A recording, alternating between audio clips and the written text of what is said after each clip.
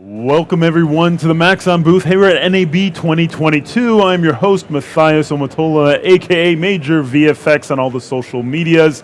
And for those of you who are tuning in on the web, say hi. Wave to our friends in the interwebs. There they are. Yeah, so we're streaming live at the 3D Motion Show as we do every month. We have amazing artists from all over the world who present and answer questions live. So this is an extension of that show, and I am here accompanied by another amazing artist. So I'll let her introduce herself with her amazing reel and all the other creative things she does. Wendy Eduarte. Hi. First of all, thank you so much, Matthias and Lily, for having me here. It's such an honor to be part of this group of amazing artists, so thank you so much for inviting me. My name is Wendy Eduarte, and I'm going to be kind of like walking through a little bit of my thought process regarding design, 3D, and also I'm gonna break down like 3 smaller projects that I've worked on and how I kind of like help to integrate some of the 3D in it and problem solve some of the things that kind of like sparked curiosity in the moment that I was trying to kind of like push through a deadline or just exploring some personal projects as well. So I'm gonna get started with a little sample of my work.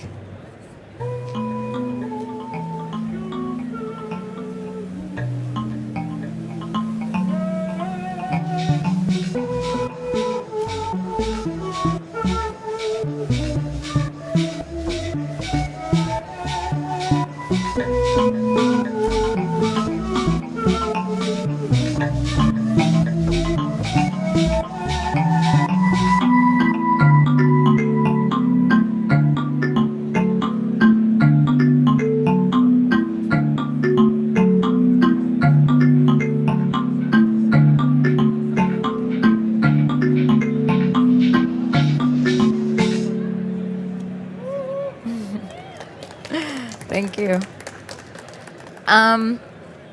Like you could see at the beginning of my reel, I'm an art director, designer, and animator. I have worked previously at the Mill and Apple, and I am currently, just very recently, a freelance art director. So I'm very excited to start my journey into being a freelancer. A little bit of my background: I studied graphic design and photography.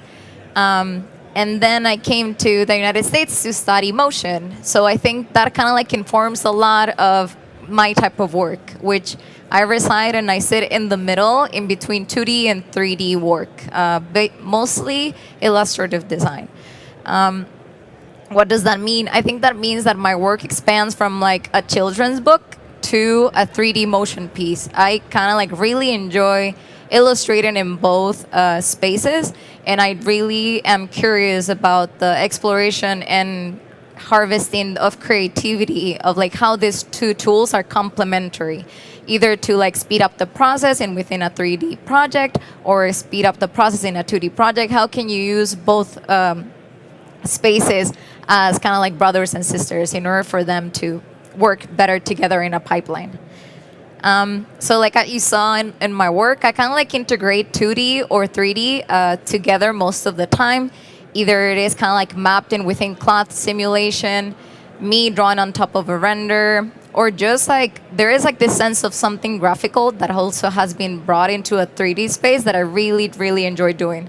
So I really like the stylization of concepts and bringing out like either objects, characters, or spaces into those 2 kind of like worlds of 2D and 3D. But I think like first and foremost, I really like interpreting the brief, whether it is something that is commercial. How do you integrate 2D into the 3D? How do you flat shape 3D in order to make it kind of like in within the style that the client desires? Or like the frame that you see on the corner, how do you just like embrace the 3D of it? And just like use different 2D textures in order to like create backgrounds for it. But also we can speak about like self-imposed briefs. In this one, this was created with my partner Marcus Baki, and our self-brief was just like to use as many software that we knew in one single thing, which in this one we kind of like just try to integrate like hair simulation, cloth simulation in Houdini, but also like lighting and rendering in Redshift and Cinema 4D. Illustrator to draw the illustrations, but also like After Effects to animate it. So this was like a very like fun challenge for us to kind of like develop. But if we kind of like also think about like my background in graphic design, like I also really like kind of like abstracting and reducing the shape of certain objects, or in this case characters. This project is called Rethinking Flags, and I just illustrated all these different elements into vectors in Illustrator and brought it into Cinema 4D in order to represent flags that don't necessarily kind of like create a separation, but translate kinship. How do people hold each other if they were to be creating a flag? But also very simply, just like a brief of like, I really have this like 2D sketch that I want to translate to 3D. How do I do that via like ZBrush and Cinema 4D and rendering in Redshift as well? And the last one that I think like a lot of people are very like R&D based or very method based, just like they created sketches and then they do that, or they play around with the software. I believe I'm a little bit of both, because in this one, my brief was to explore Marvelous Designer, just reducing the shape of what would it be to create landscapes through cloth, and then also bring in different patterns in order to create a color palette, and that's how Si Sentido came to kind of like come together. But I think in general, I really just like problem solving, storytelling, and making things with people. I like holding space where there is empathy and you're able to learn from everybody, and also just like spark that sense of synergy and creativity within a group. Like, how do you harvest something that is so important for us as creatives, in the sense of like, how do I bring like this fresh pair of eyes every time I try to approach a brief? That's why I always say I like to think of myself as always a beginner and learning in the process of learning. And like, I understand this is so weird, like syntax wise and like words wise, it makes no sense. But what I think it is I never felt so free than the moment I opened Cinema 4D for the first time, because I knew nothing. And that means that there are like no rules, no principles to follow. Yes, probably my scale was like all over the place and it was terrible, but I can tell you that it felt so vast in sense of like curiosity and how to press all the different buttons just to kind of like get a similar the concept that you're kind of like trying to go for. And obviously, as I build up in my career, you hold all these tools that give you principles and give you rules and guidelines on how to like integrate that into your pipeline. But I know that every time I approach a project, I want to be able to have those two boxes. One box that feels free in within this software and the vast possibilities, and one box that is able to like hold a full like production pipeline regardless of what the project is. So like trying to like bring that freshness into every project, I believe, is like very important for me. So I'm gonna get started with my first breakdown. Wisconsin Lottery is a project I did at the Mill.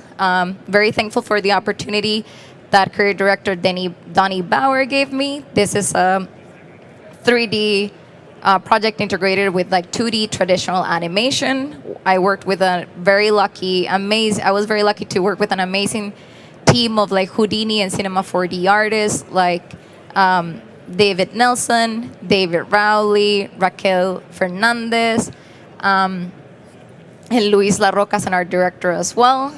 So this was just like, I think the breakdowns I'm gonna do are things that are necessarily not super complex, like expression of the 3D space, but these were things that I think like spark curiosity and creativity, like I mentioned before. So even if they're very simple exercises, I think I kind of like iterated on that base and continued to grow on it. So I'm gonna show what the render looked like.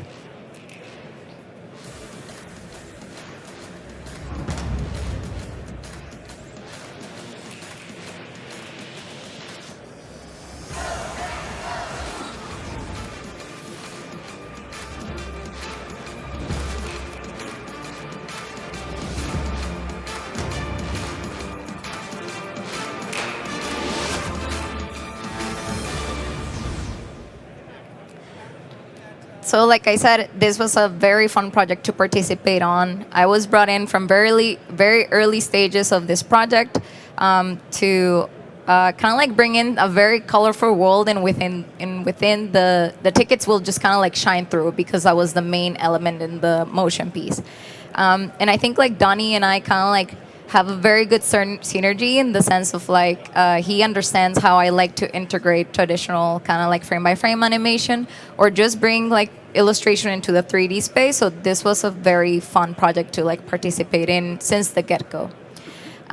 It was also like very beneficial to have time to kind of like do some R&D because we really needed to figure out how these tickets were gonna fold all throughout the motion piece in order to create a mailbox, an envelope, and some chairs. So like I think these two samples that are here are some of the kind of like IK chain based rigs that I made in order to fold the cards. But the one I'm gonna show is based on something different because I think that these solutions, as we auditioned them for other parts of the commercial, they didn't necessarily kind of like felt right because they needed to have more livelihood as these tickets are supposed to dance on the first shot, right? Another thing that I think was very fun to play around with is this center frame, which at one point of the pipeline we're kind of like very focused on the 3D, but we also need to integrate all these 2D strokes everywhere in the commercial. So Luis La Roca and I kind of like created like a little sample using spline wrap where we drew those lines in Photoshop multiple times, and then as we animated them 3D, they actually look like a little cheat for 2D traditional animation. So even if there is a lot of traditional animation on the commercial, we also kind of like sneaked in some of it that was kind of like cheated as well. And we were very like proud to develop this technique. So what I'm going to be explaining is the first shot, which is the one that I animated. I was in charge of kind of like giving a very rectangular object arms and legs to dance to. So I'm going to walk you through to that little rig that I did that is based on an FFD box and a simple espresso kind of like network setup. I believe I used it for this, but I think that there is like so much potential to use this across other kind of like applications. It just happened to work for me very well when it was like a very thin extruded rectangle. So I'm going to get started here. So as you can see, this is the geo that was provided to me as a base. If I zoom in, you see that it's like very, very thin and very small. So what I wanted to do is kind of like create a base for me to be able to have controllers on the top part of the arms and the legs and the center torso, just to be able to twist it along. So the way I did that is I need the base for these nulls that I have right here in blue. So if I click one of those, you can see that I went to my null object and I replaced the shape for a circle and I put it in blue just to be able to visualize it better, because nulls sometimes are very hard to find in within your scene. So I'm going to come to this side and I'm going to use the FFD object deformer in order to start creating that setup. So I'm going to make that a child of my ticket. And as you can see right now, it's like very, very big. So I need to press the button fit to parent in order for it to kind of like hug the ticket around it. And now what it's important to do is kind of like to understand how many segments you're actually gonna need for your setup. Depending on how complex or how simple you actually need controllers for, you can kind of like go up and down on them. For me, maybe 3 on the C is too much, so I set it up to 2. The points on X are perfect, those are 3. But on Y, I think I might need 1 more, because I definitely want to have control of what will be the top part, but also the bottom part of like the center part of the card. So now that I have that, what this rig does is basically use these nulls and put them alongside all where those segments live in order to be able to move them more specifically. So in order to get started with how to create my Espresso network for it, there is one thing I do need to open up, which is the structure manager. This gives me like an understanding of like where all my vertices live and within this FFD box, and without this we can't really know. So we will probably assign the points wrong, so it's important to have your structure manager open. So if I go to the vertex selection tool and I click here, I can see some values highlight, which they tell me what's the value of each point respectively as you click on it. So in this case, I know that the back vertex that I have here is 18 and the front one is 6. So I want to keep those values in mind as I start building my Espresso kind of like network. Which in order to do that, I need to right click, go to Programming Tags, and open the Espresso editor. So there are a couple of things that we're going to need before we even start building that. We're going to need to come to Systems Operator, Espresso, General, and find the point one, because we're going to be attaching these vertices to the nulls that I'm going to be creating in a second. So now that I have kind of like a respective point node for each one of the vertices, the front and the back, I'm going to create two nulls that need to live exactly in the same position as those. So I'm going to create these two nulls. I'm going to grab them here because I'm going to be doing the left side first. I'm going to rename this front. And I'm going to rename this back.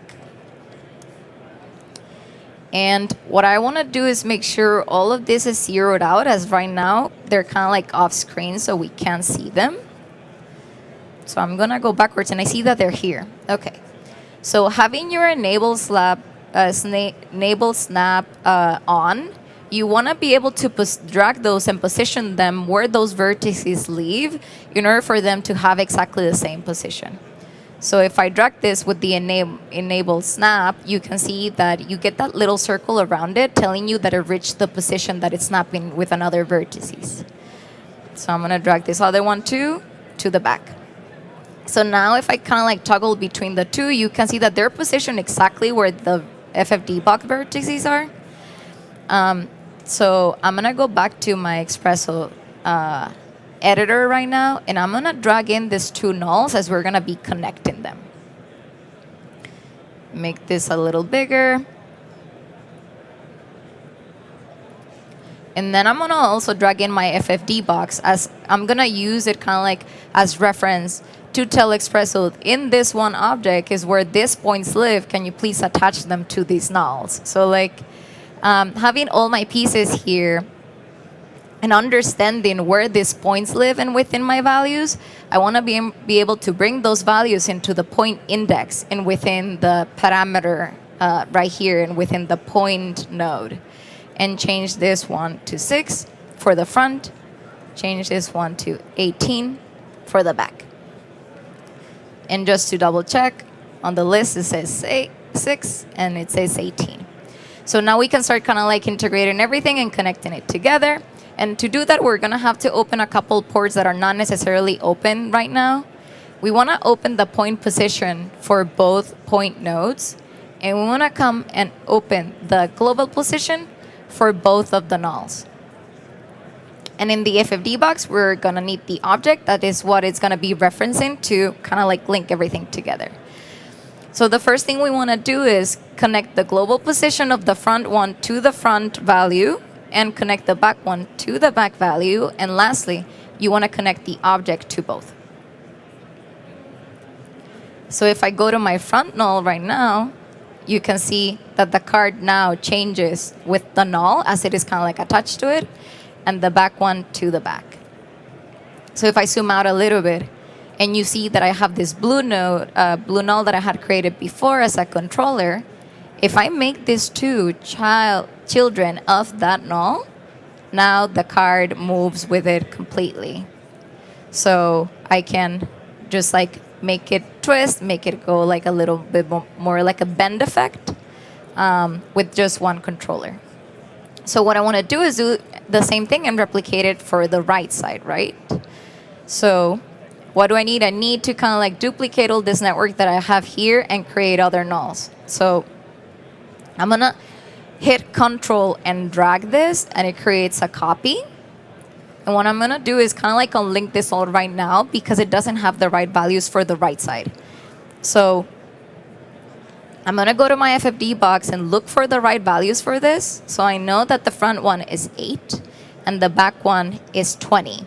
And I'm gonna come and change those parameters just so we're linking everything appropriately.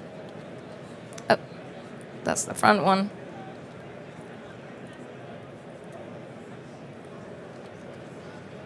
Cool. And these nulls that we have here were kind of like the nulls for the left side. So we want to be able to create new nulls and set them on the right side as well, just to have everything lined up.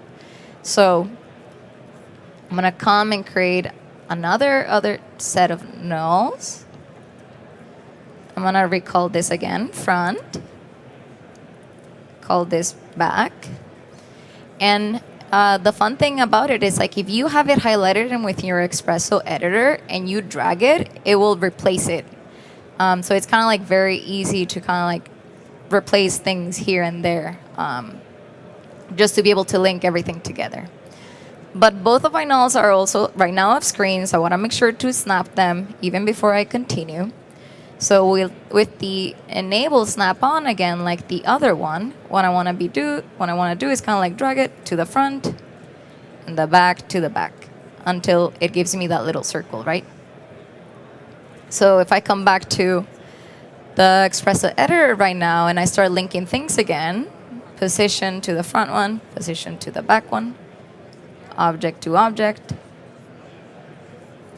you can see now that the back is connected to that vertex point, and the front one is as well. If I make these two children of the center top right controller that I have here in blue, now you can see that it's doing the same thing that the left one was doing. And if you want to take it one step further, I want to use the center bigger one that I have as my main controller to be able to move the left and right at the same time. So I'm going to make this two children of the center top controller, and you can see now that the card kind of like has this twist effect. So like I mentioned, this is kind of like the beginning part that you do in order for each one of your segments. It could be as simple as complex as you want it to be. For the purpose of the project that I worked on, we created all these controllers. So we would have like complete motion of whatever we wanted to do, kind of like with the card. It allowed for like some bending here. It allowed for kind of like for us to make the card dance, like it's like dancing disco. So, like I said, this was like very fun for me to do, as it gave me a lot of freedom on how I wanted to like make the cards dance to the tempo of the music. And it is kind of like a keyframe by keyframe process, but it definitely gave me like the closest results of what I was looking to interpret with the music. So if we look at how this looked in like the Wisconsin project with the camera and everything, it's gonna take a little bit.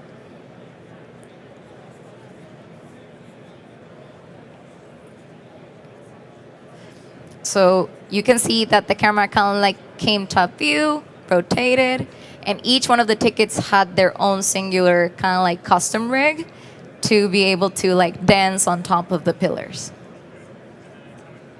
So like I said, I think this is kind of like a solution for potential like character animation with something that is very square.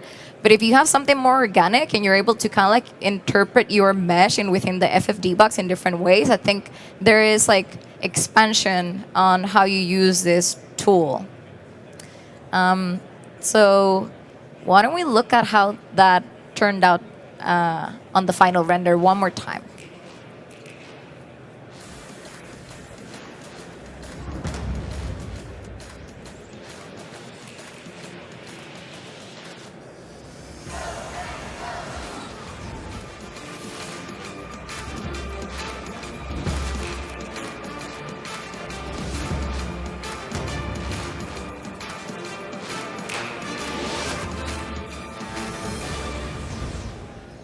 Cool.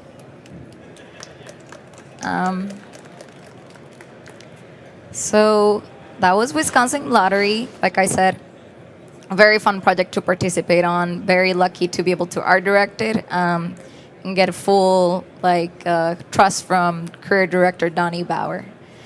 Moving on, I'm gonna be speaking a little bit about my personal project. I believe developing personal projects are very important, not to learn, but to also kind of like understand yourself as an artist or a designer or an animator. So I tend to take a lot of the time in order to kind of like understand what is it that I want to express, and learn new tools and give myself like little technique challenges as well. So with Piece of Resistance, this is like a illustration of 3D and 2D integrated with each other. Since I like illustrating, sometimes I start with like a very rough sketch. With this one, I had a very clear vision that I wanted like all these slanted shapes with very blocky fingers that had very weird proportions, but they were kind of like expressing what I wanted to do, and this is how it turned out. So like I think if we toggle between the two, I like brought basically my sketches into Cinema 4D. I box modeled the fingers and then brought it into ZBrush and gave it like some little details in within the fingers, the wrinkles, or just like the little ear and the face. But I think this one was also like a very fun project for me to play around with cloth simulation. I was like very curious on how to like integrate kind of like my little models and use Marvelous Designer in order to map out all these patterns that I have created. So what I'm gonna be demonstrating today is like a very simple weave pattern that I made with the finger trap. Again, I think that this is so simple, but I was so curious on understanding how do they actually weave that, one, in real life, and two, and like how can that be translated to like Cinema 4D. I grabbed a bunch of little papers and I started kind of like weaving them together to understand how I could do it in Cinema 4D. And even if it's like such a small thing, I was so happy to have learned this, just because it's like when you get hungry and you get curious about understanding something, just like trying to like figure it out was something that I definitely enjoyed. So this is gonna be kind of like demonstrated how I made this. Like I said, I use it with a spline wrap for the fingers, but I think like even if this could be done via displacement or bump material, I think that I wanted to really have the geo to I don't know, to have like a more sense of how it hit the light and more tactile aspect of it. So this could be used in like a basket or like a placemat for a table setting. Like I think it can expand to different things. So I'm gonna go to my file. As you can see, I have one here that has been built already, but I'm gonna start from scratch on this one. So the first thing I wanna do is I wanna create a plane as is gonna be kind of like the main element for everything. Right now this is very big, so we wanna have something similar scale to what the finger trap actually measures. So I'm gonna make this 1 centimeter and make this 12. When I zoom in, you can see that it has a lot of different segments. I don't think we actually need that many, because we're going to be applying like subdivision surface on it later. So just like to get very simply started with the process, I'm just going to reduce this to 1 and keep this one at 10. So I'm going to make this, I'm going to call it X, just to have like a better reference. And I'm going to hit C and make it editable, just because we're going to start creating kind of like the little zigzag that will then give you the weaving in between them. So I want to go to my edge selection mode, and I want to select every other segment. And I want to come and offset it in Y, just like a little bit. In my case, I'm going to do 0.6. I think depending on what the look you're trying to go for, you can go higher or lower. For me, I think this is what I was working out. So now that I have this one, I need another complementary set next to it in order to keep on building on it. So I'm going to duplicate this one. And I'm going to come to the object mode. I'm going to call this one X1. Call this one X2. And like I see they're kind of like intersecting each other right now. So we need to flip it and kind of like bring it in correlation to the other one to be parallel. So I'm gonna hit -1, and within my scale on Y, as you can see, we have like now this little tunnel right here. We're getting one step further, but not necessarily exactly there yet. So we wanna move this around -135 centimeter, but they're a little low on the Y. So I wanna bring this to exactly the same Y position of the other one. I'm just gonna rough it in right here. So as you can see now, I have the two kind of like little panels that I need. Why don't we add some color just to have a little bit better of a reference of exactly which part of the pattern is actually gonna be making. So in order to keep on moving with the process, I need to make these two one single element. So I'm gonna go to connect objects and delete, and as you can see now, they're both together as one single element. So in order for that pattern to start weaving with each other, we need another set of colors, which will be the Y or the yellow one. So I'm gonna duplicate this one and call this Y, and set the color to yellow just for us to have a better reference of where everything is living visually. So for the pattern to work, they need to create a 90-degree angle with each other. They need to be perpendicular. So what I want to do right now is change the H rotation by 90. And as you can see, they're kind of like crisscrossing each other. That's still not exactly what we want to do. We want to be able to bring them to create that 90-degree angle right here. And we want to kind of like wiggle it around just so they're not intersecting each other.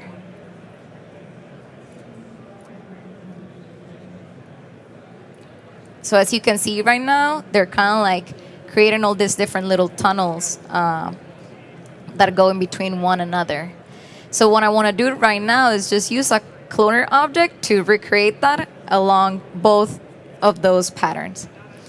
So I'm going to bring a cloner, two cloner objects, name cloner Y, this one cloner X.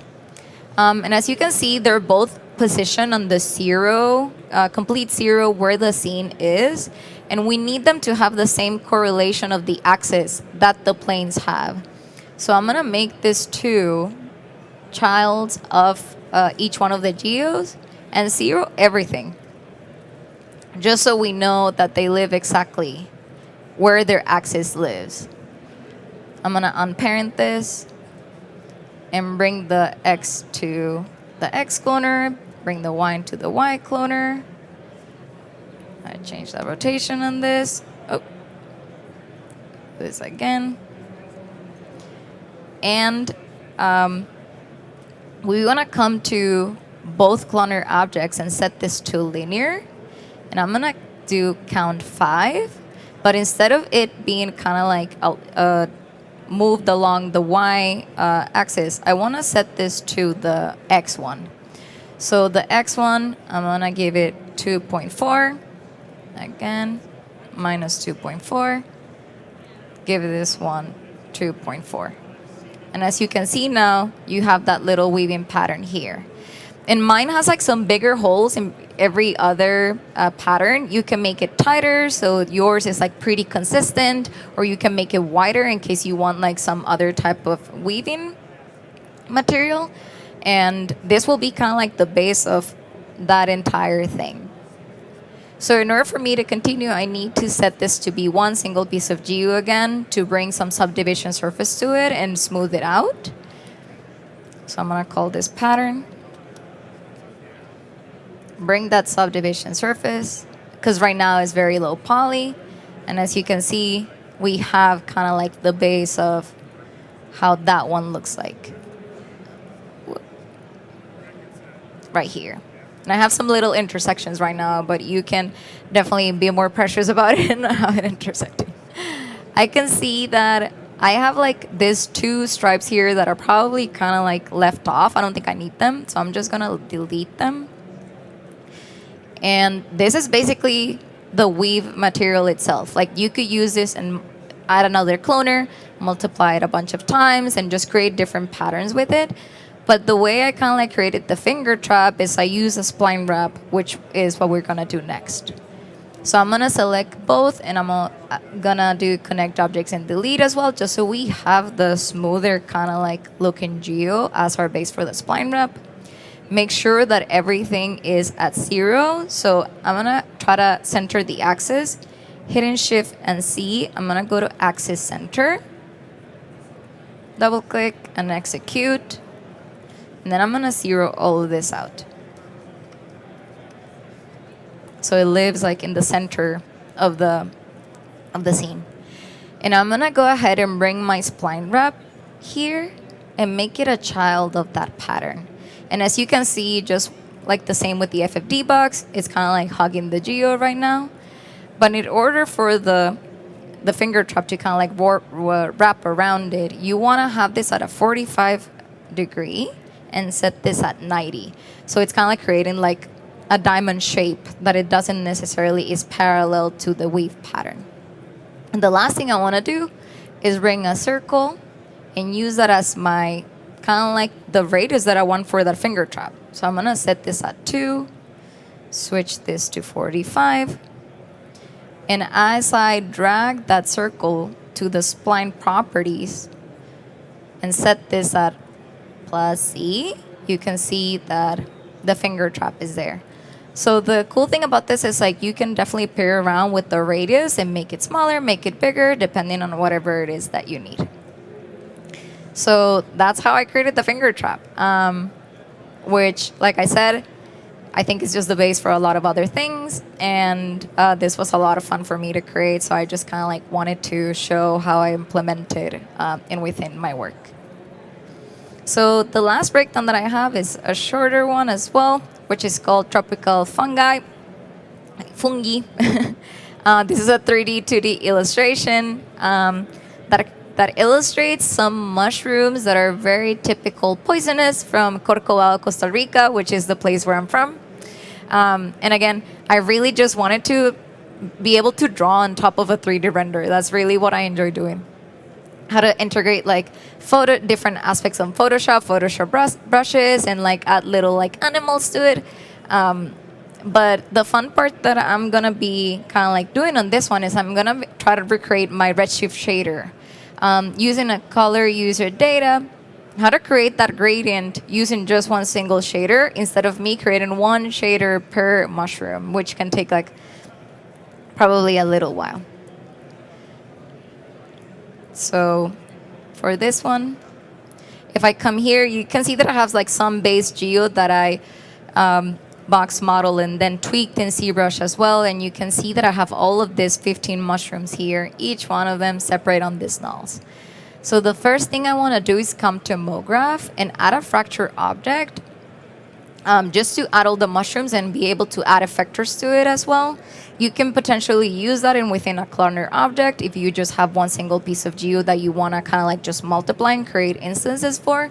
For me, I really wanted to create where the mushrooms are placed and how all of them look like differently. So I just created 15 basically. So I'm going to drag all the mushrooms in within my fracture object. And I'm going to come to Redshift and open my render view and keep it here just for us to see how everything is looking.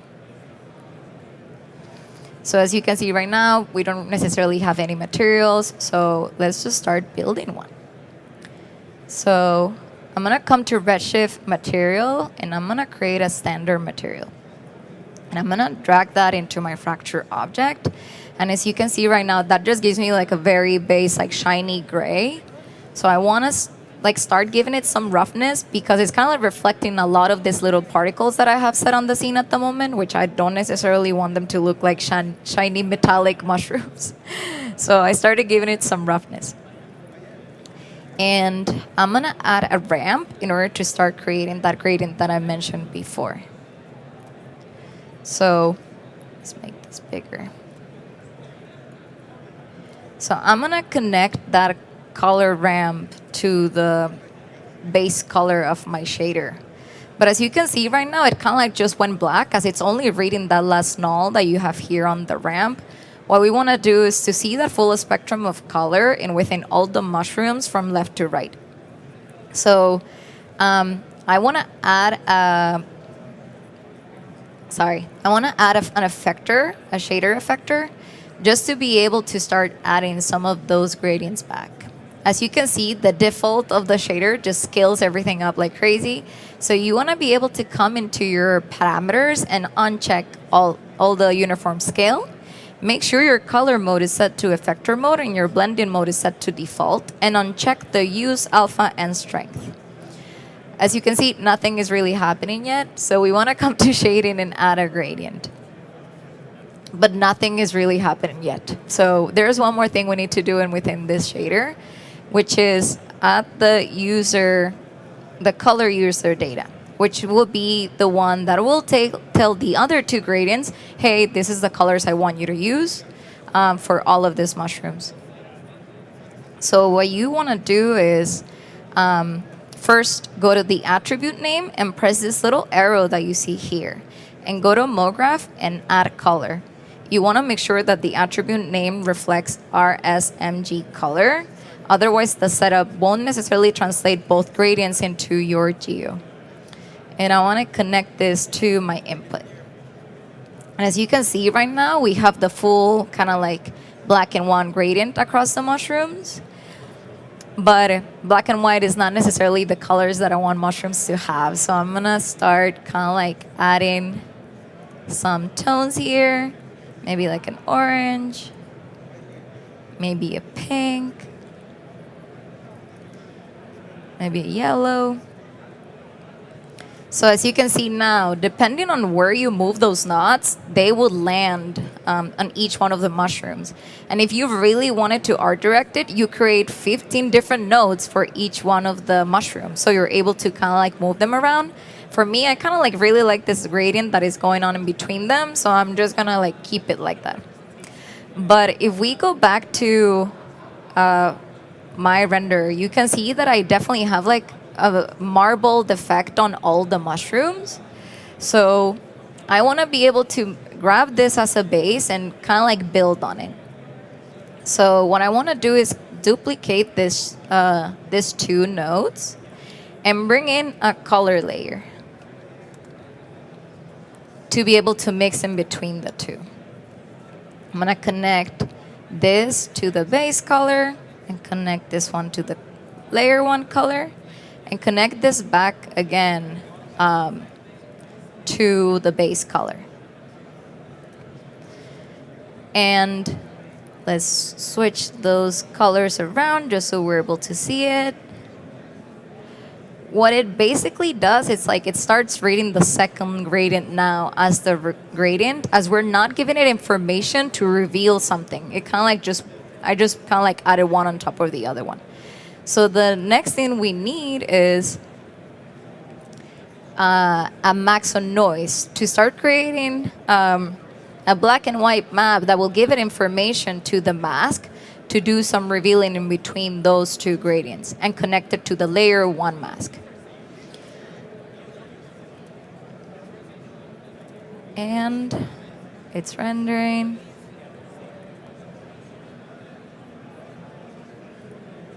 Let me change these colors so we're able to see it better.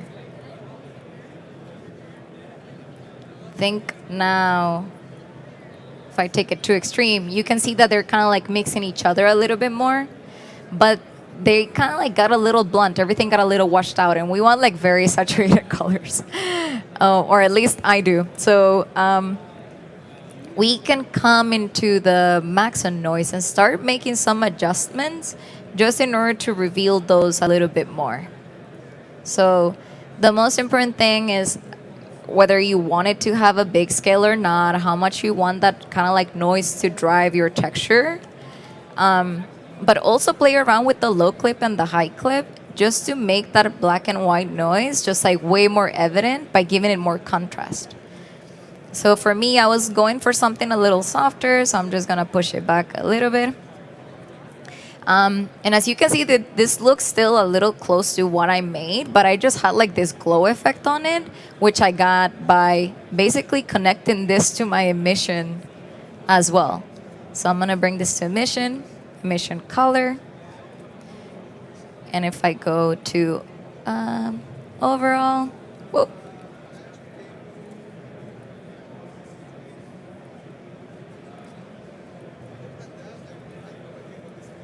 Oh no. Oh, here we go. And set this to 0.7. You can see that now it's kind of like emitting a little bit more light that is also driven by those gradients that you added before. And that's basically how I built my shader for the mushrooms. Like I said, this was like a very fun kind of like shader to build. I think there's lots of room to use this across other things, depending if you use a Maxon noise or if you bring your own like black and white bitmap. You can use, like I would kind of like grab a tile and draw it in Photoshop if I wanted a specific pattern to it and use that as my mask as well. So if I have a couple of little chunks and within a character, I can add colors respectively to each of them. So I think there is a lot of possibilities on like, again, kind of like grow on that simple concept. And I think that brings me to the end of my presentation. Thank you so much. I'm super grateful to be able to hold this space. And you can find more of my work at wendy.com or follow me on Instagram at wendyup. Thank you so much. Amazing job. You know, it was a big compliment because the grayscale gorilla himself came by and said her work's amazing. So you just same thing online. So yeah, definitely check out Wendy. I'm gonna give you guys a chance. Everybody who showed up at the booth to ask questions. I have a question from the internet, but any live questions here? They've been so. Oh, here we go. Oh my god. From Woo. Ooh, no.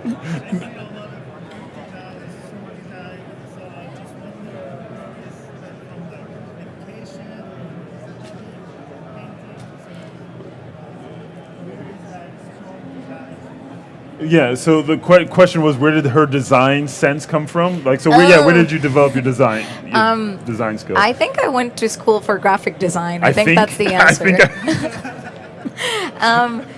The very fun thing of it is like I think a lot of designers and artists kind of like grow up being drawers, like people that draw a lot. Doodle? I never drew in my life, never, not once. I grew up with like a very talented like artist in my house, and I was always very intimidated.